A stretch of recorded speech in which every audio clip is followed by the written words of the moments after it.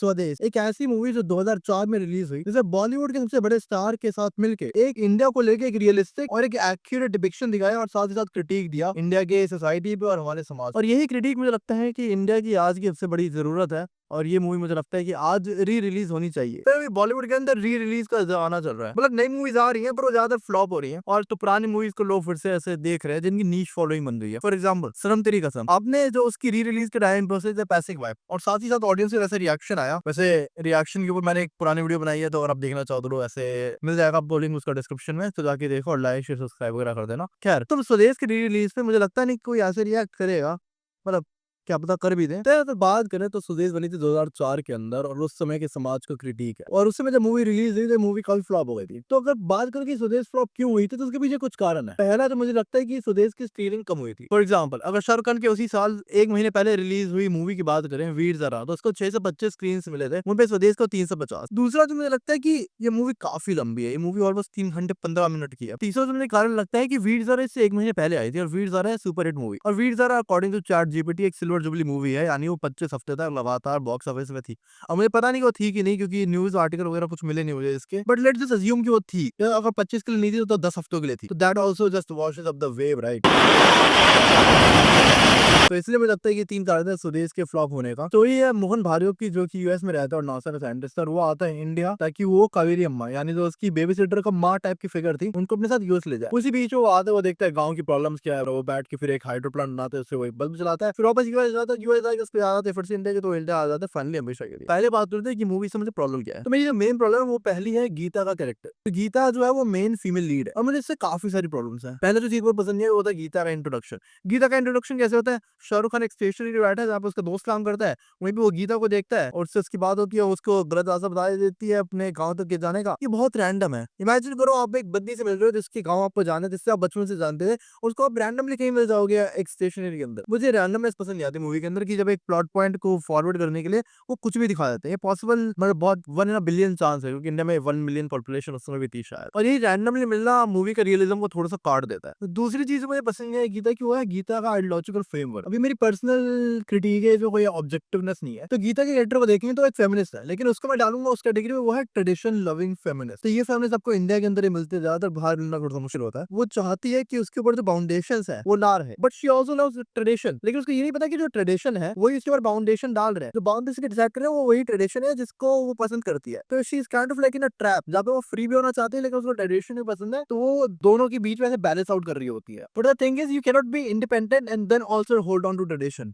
You have to choose one most of the time. ऐसे लोग real life में भी होंगे, वो मतलब बोलेंगे खुद को काफी ज्यादा फेमिनिस्ट, वो बिल्कुल ऐसे लड़का लड़की बराबर हैं, ये वो ब्ला ब्ला, और फिर वो बाकी खराब चीजों पे भी होल्ड ऑन करते हैं। फॉर एग्जाम्पल कास्ट सिस्टम काफी कॉन्ट्राडिक्टरी और काफी हिपोक्रिटिकल लगता है मुझे ये चीज, बट ये ऑब्वियसली रियलिस्टिक है क्योंकि रियल लाइफ में भी होता है। तो ये मेरी वैसे पर्सनल प्रॉब्लम थी, इसमें कुछ ऑब्जेक्टिव नहीं है, मेरी वैसे पर्सनल गीता वाले की प्रॉब्लम थी। तीसरी जो गीता से मेरी प्रॉब्लम है, I just don't care about Gita और मोहन का पूरे love and bun. I just don't give a shit भाई, मुझे नहीं फर्क पड़ रहा भाई इनके लव स्टोरी से, आई डोंट केयर। तो अब बात करते हैं कि मूवी ने ठीक क्या किया, और काफी चीजें मूवी ने ठीक करी है। पहला काफी रियलिस्टिक मूवी थी। दूसरी जो चीज थी कि इन लोगों ने कास्ट सिस्टम के लेयर को कैसे दिखाया है। तो इसके अंदर हमारे कास्ट सिस्टम के 3 हिस्से दिखाया। पहला जो ब्राह्मण्स है, जो कि बेसिकली जितने भी पंच हैं, जितने भी सरपंच हैं इसके अंदर, जो भी है वो सब, और वो लोग कैसे नहीं चाहते कि जो दूसरे कास्ट के बच्चे उनके यहाँ पढ़े। दूसरी लेयर जो दिखाई है वो दिखाई है उनकी जो कि स्किल्ड लेबरर्स है, फॉर एग्जाम्पल कुम्हार, लोहार, ये वाले जो लोग हैं। तीसरी उन लोगों ने दिखाई है वो अनटचेबल्स की। इसमें पूरा एक डायलॉग होता है कि जिस गाँव के अंदर हमें काम करना ही अलाउड नहीं है, उस गांव के अंदर हमारे बच्चे जाके क्या पढ़ेंगे, जो कि बिल्कुल अनटचेबल्स वाले पे आता है। और ये मूवी के टाइम में भी दिखाते हैं कि ब्राह्मण जहाँ पे बैठे हैं वहाँ पे ऐसे मूवी बिल्कुल सीधे चल रही है, और वहाँ पे लाइट प्रॉपर आ रही है। जहाँ पे जो स्किल लेबरर्स ये सारे बैठे हैं वहाँ पे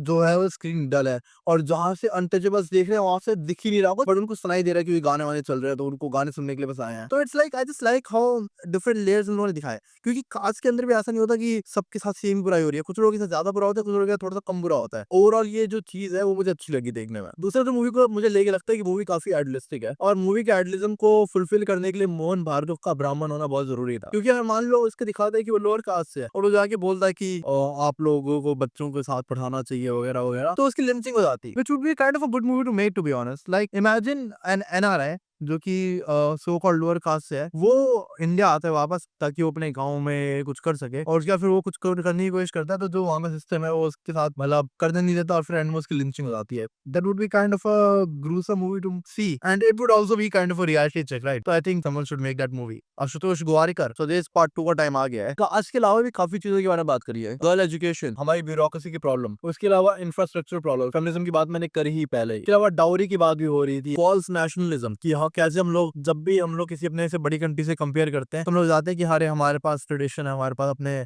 संस्कार है, रीति रिवाज है, और इसी रीति रिवाज की आड़ के अंदर हम लोग अपनी जो कमियां है, अपनी खामियां है, उससे ऐसे मुंह फेर लेते हैं। उसके अलावा मुझे वो ट्रियो काफी पसंद आया, SRK जो पोस्टमैन था और मिलारा। It's like one of the best trio I have ever seen in a movie. Also मैं पहले बोला कि मूवी काफी आइडियलिस्टिक है, बट इसके अंदर एक लेवल ऑफ रियलिज्म भी है, क्योंकि अगर मोहन भार्गव को देखेंगे तो ऐसा नहीं होता है कि वो आता है वो पूरा गांव बदल देता है। इट्स नॉट लाइक नायक, जैसे नायक के एंड में दिखाते हैं कि ऐसे था पहला ऐसा हो गया, या फिर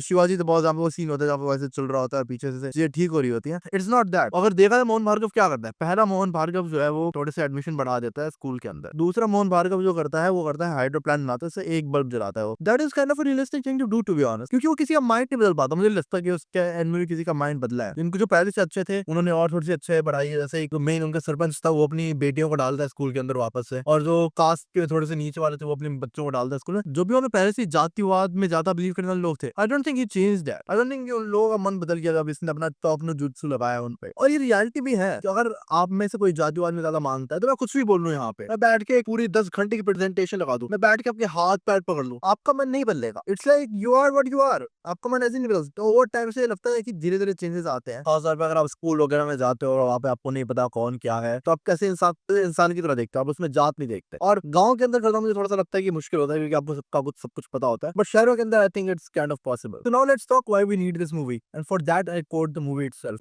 मैं नहीं मानता हमारा देश दुनिया का सबसे महान देश है,